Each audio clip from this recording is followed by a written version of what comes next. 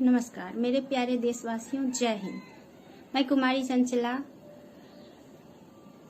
पत्नी स्वर्गीय अमित कुमार झा, जो सीआरपीएफ में 129 बटालियन में 2016 सितंबर तक ड्यूटी किया, उनकी पत्नी हूँ। वो अब नहीं है।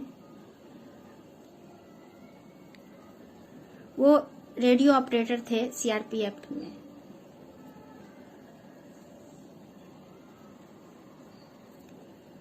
मैं आपसे अपनी जिंदगी के बारे में कुछ साझा करना चाहती हूँ।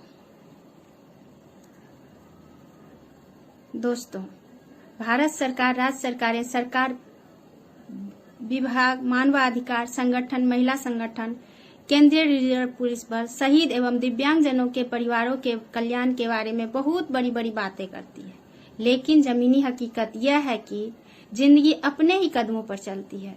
औरों के सहारे तो जनाजा उठा करते हैं। मेरे पति हवलदार radio operator Amit Kumar Jha 129 battalion में दिनांक 21/7/2016 को पट गांव कोकराझार में वॉलीबॉल खेलते हुए उनकी तबीयत बिगड़ी और उस दिन से वो बीमार रहे। सीआरपीएफ ने उन्हें जीएनआरसी हॉस्पिटल दिसपुर ले गई। 45 दिन तक तो उन्होंने जिंदगी और मौत से लड़ा, लेकिन बदकिस्मती मेरी और मेरे बच्चों की यह रही, वो हम सबको छोड़ के चले गए। दोस्तों, वॉलीबॉल खेलना तो जवानों की दिनचर्या है। वो वहीं पे थे और शाम को 21/7/2016 को उन्होंने वॉलीबॉल खेलते हुए उनकी तबीयत बिगड़ी और हॉस्पिटल में रह गए।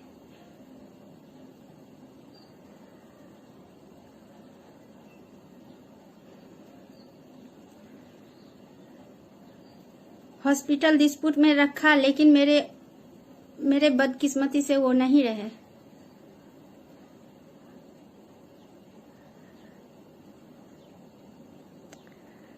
एक 129 के कमांडेंट सर ने मेरे पति के शव को पोस्टमार्टम नहीं कराया।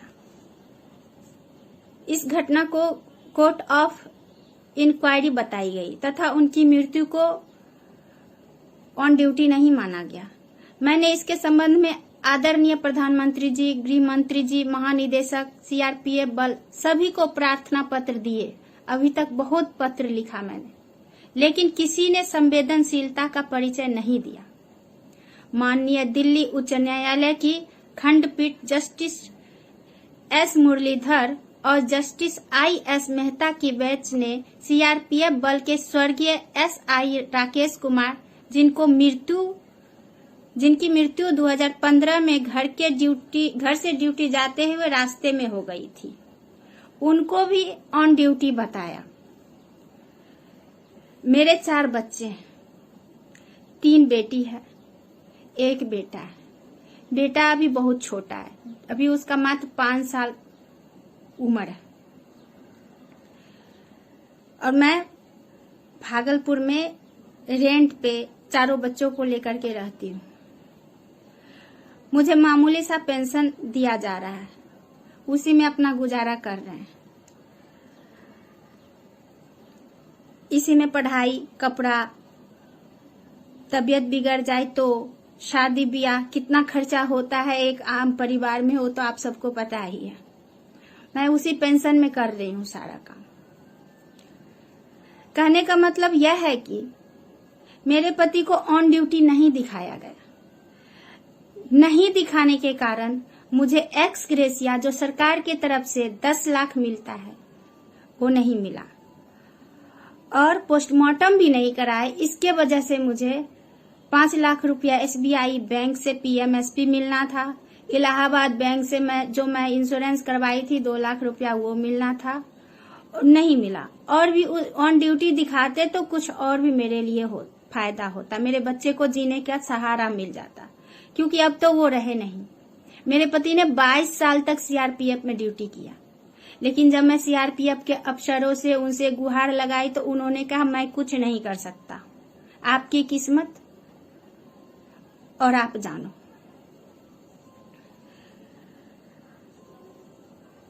इतने दिनों से मैं सबसे गुहार लगाती रही, पर कोई फायदा नहीं मिला। अंत में मुझे लगा कि सोशल मीडिया सबका मदद करती है, तो शायद मेरा भी मदद कर दे। मैं आप लोगों से कोई भीख नहीं मांग रही, परंतु आप लोगों में बहुत से ऐसे लोग होंगे जो उच्च पदों पर आसीन होंगे, वकील होंगे या एनजीओ में होंगे, जो मेरी बात ऐसे प्लेटफॉर्म पर पहुंचा सकेंगे जहां मुझे उचित न्याय मिल सके। कमांडेंट साहब, 129 बटालियन की एक छोटी सी संवेदनहीनता से मुझे 2016 में निम्न वित्तीय नुकसान हुआ। केंद्रीय सरकार से मिलने वाली एक्स ग्रेशिया का फंड, पीएमएसवी से मिलने वाली इंश्योरेंस का फंड और भी जो भी मैंने कराया था वो सब सारी चीज मुझे नुकसान हो गया। दोस्तों, एक आदमी यदि है तो वो कुछ भी कमा करके बच्चे को, बीवी को पाल सकता है, लेकिन जो नहीं है उनकी क्या हालत हुई होगी। और जिन्होंने अपने देश के लिए 22 साल तक सेवा दिया, उनकी वो शहीद तो नहीं हुए, मैं मानती हूँ, लेकिन ऑन ड्यूटी तो थे। उन्होंने पोस्टमार्टम भी नहीं कराया, जिस वजह से मुझे बहुत पैसा का नुकसान हुआ। मैं अपनी नौकरी के लिए भी बहुत प्रयास किया आज तक, लेकिन इन लोगों ने कुछ न कुछ कमी बता करके आज तक मुझे नौकरी नहीं दिया। मैं आर्थिक रूप से बहुत तंगी हूँ। और तो और अभी कोरोना के वजह से जो सरकार ने पेंशनधारियों का पैसा भी काटा है और मेरा भी कटा है उसी में से। अब बताइए, मेरे घर में कमाने वाला कोई नहीं है, लेकिन सरकार को ये नहीं पता कि किसकी पेंशन किस हालत में कैसे खर्चा होती है, उनके घर की क्या हालात है। उन्होंने तो ऊपर से ही अपना पैसा, मेरा पैसा निकाल दिया। अब मेरे पास जितना है उसी में से गुजर करना हो रहा है।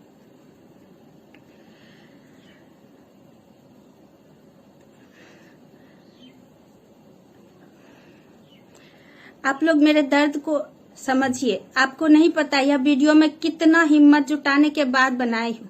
मुझे बहुत रोना होता है, कलेजा फटता है जब अपनी पति का मृत्यु के बारे में लिखती हूँ या बोलती हूँ, पर क्या करूँ, मेरे साथ मेरे लेटर पढ़ने वाला या लिखने वाला कोई नहीं है। बच्चे सब अभी नादान हैं, छोटे हैं। इनकी भविष्य के लिए मुझे ही एक कलेजा पर पत्थर रखकर सब करना पड़ता है। इनके जीवन को याद करने के बजाय मैं उनकी मृत्यु को बार बार बोलती हूँ। ये तो मेरी बदकिस्मती है दोस्तों। बस दोस्तों, मैं इतना ही प्रार्थना करना चाहती हूँ कि आप मेरे वीडियो को जन जन तक पहुंचाएं, ताकि भारत सरकार, राज्य सरकार और सरकारों में उच्च पदों पर जो बैठे हुए हैं, जो भी अफसर लोग, उनके बहरे कानों तक ये मेरी बातें पहुंचे, वो मुझे मेरे हक का पैसा मुझे दे।